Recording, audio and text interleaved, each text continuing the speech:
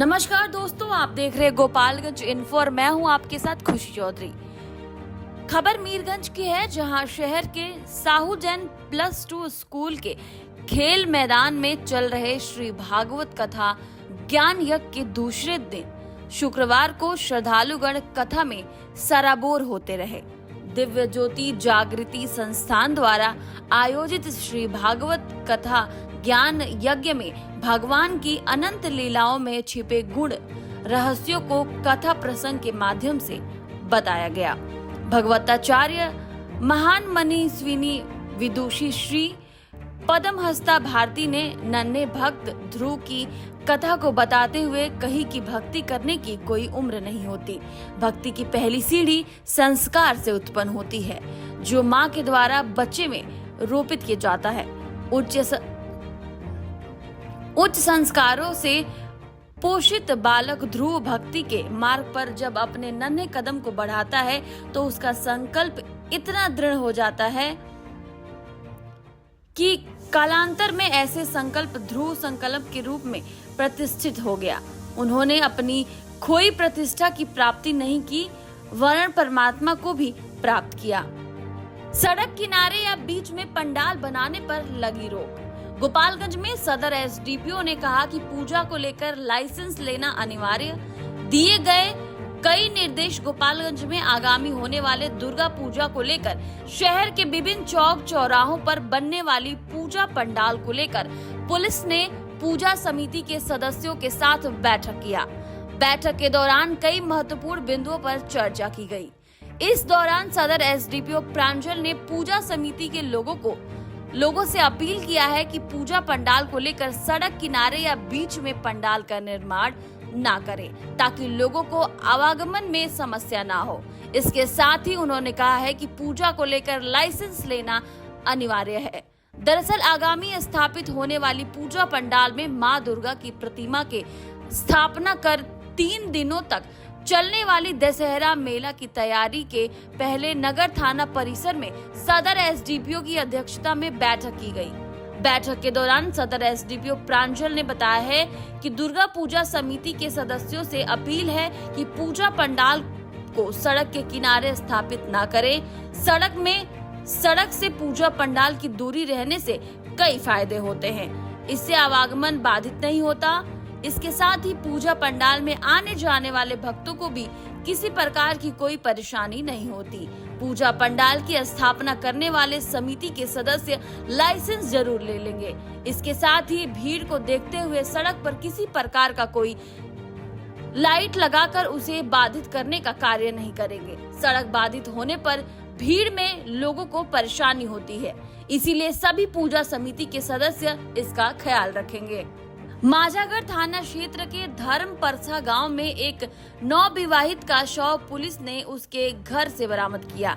बरामद शव को पोस्टमार्टम के लिए सदर अस्पताल भेज दिया गया है। वहीं आपको बता दें कि पुलिस पोस्टमार्टम के लिए सदर अस्पताल भेज मामले की जांच में जुट गई है। मृतक की पहचान धर्म परसा गांव निवासी मुकेश यादव की 20 वर्षीय पत्नी लता देवी के रूप में की गई है। बताया जाता है कि कुतुब छपरा गांव निवासी स्वर्गीय रामेश्वर यादव की बेटी लता की शादी माझागढ़ थाना क्षेत्र के धर्म परसा गांव निवासी बंका यादव के बेटे मुकेश यादव के पिछले साल जून महीने में हुई थी। आरोप है कि शादी के बाद मृतक महिला के पति दहेज में बाइक की मांग करने लगा। अपनी पत्नी लता पर मायके से मांगने का दबाव करने लगा, लेकिन विवाहिता द्वारा मायके से नहीं मांगने पर उसके साथ मारपीट करता था, जिससे तंग आकर वह अपने मायके चली गई थी। भाई हरेंद्र यादव ने बताया है कि शादी के बार उसका पति दहेज की मांग करता था। इसके बाद मेरी बहन मायके आ गई।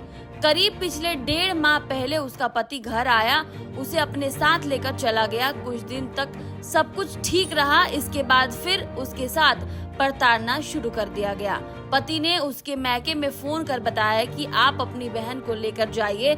जिसके बाद आज हम लोग जाने वाले थे, तभी आसपास के लोगों से सूचना दी गई कि उसकी मौत हो गई है। जब हम लोग वहां पर पहुंचे तो उसका शव देखकर पुलिस को सूचना दी। सूचना मिलते ही मौके पर पहुंची पुलिस ने शव को पोस्टमार्टम के लिए सदर अस्पताल भेज दिया और त्वरित कार्रवाई करते हुए मृतका के ससुर को डिटेन कर पूछताछ कर रही है। वहीं इस संदर्भ में थाना अध्यक्ष संग्राम सिंह ने बताया है कि अभी तक परिजनों द्वारा आवेदन प्राप्त नहीं हुआ है। आवेदन मिलने के बाद मामले की जांच कर कार्रवाई की जाएगी। वहीं मृतका के ससुर को डिटेन किया जा रहा है। प्रथम दृष्टया हत्या का मामला प्रतीत होता है, लेकिन पोस्टमार्टम रिपोर्ट आने के बाद ही मामला स्पष्ट रूप से साफ हो जाएगा। सिधवलिया थाना क्षेत्र के बरहीमा गांव में एक नवविवाहित की संदिग्ध स्थिति में मौत हो गई। पुलिस ने शव को पोस्टमार्टम के लिए गोपालगंज सदर अस्पताल भेज दिया है और पूरे मामले की जांच में जुट गई है। मृतक की पहचान बरहीमा मठिया गांव निवासी तबारक अंसारी उर्फ छोटू के रूप में की गई है। शादी के 4 माह बाद युवती की मौत गोपालगंज में मायके वाले बोले बेटी के गहने दामाद बहन को देना चाहता था, ससुराल वालों ने हत्या कर दी। गोपालगंज में 2 दिन पहले गोपालगंज के सिधवलिया थाना क्षेत्र के बरहीमा गांव में एक नवविवाहित की संदिग्ध स्थिति में मौत हो गई। पुलिस ने शव को पोस्टमार्टम के लिए गोपालगंज सदर अस्पताल भेज दिया है और पूरे मामले की जांच में जुट गई है। मृतका की पहचान बरहीमा मठिया गांव निवासी तबारक अंसारी उर्फ छोटू के रूप में की गई है। बताया जाता है कि सिधवलिया थाना क्षेत्र के लोहिजरा गांव निवासी अलाउद्दीन अंसारी अपनी बेटी रोजी की शादी बरहीमा मठिया गांव निवासी गरफार अंसारी के बेटा तबारक अंसारी उर्फ छोटू के साथ पिछले 23 मई को की थी। शादी में उन्होंने अपने बेटी को गहना और कपड़ा के अलावा कई सामान भी दिए थे। आरोप है कि शादी के बाद महिला से उसके पति उसका गहने की मांग करने लगा और अपनी मां को देना चाहता था ताकि वह अपनी बहन को दे सके। इसको लेकर महिला विरोध करती रही। वहीं आपको बता दें कि वह अपने मायके में ये बात नहीं बता पा रही थी। दादा शरीक मियां ने बताया है कि मेरी पोती के साथ ससुराल के लोगों द्वारा गहना नहीं देने पर प्रताड़ित किया जा रहा था। 10 दिन पूर्व ही वह अपनी मां से बताई थी कि ससुराल के लोग गहना मांग रहे हैं ताकि वह अपने ननद को दे सके।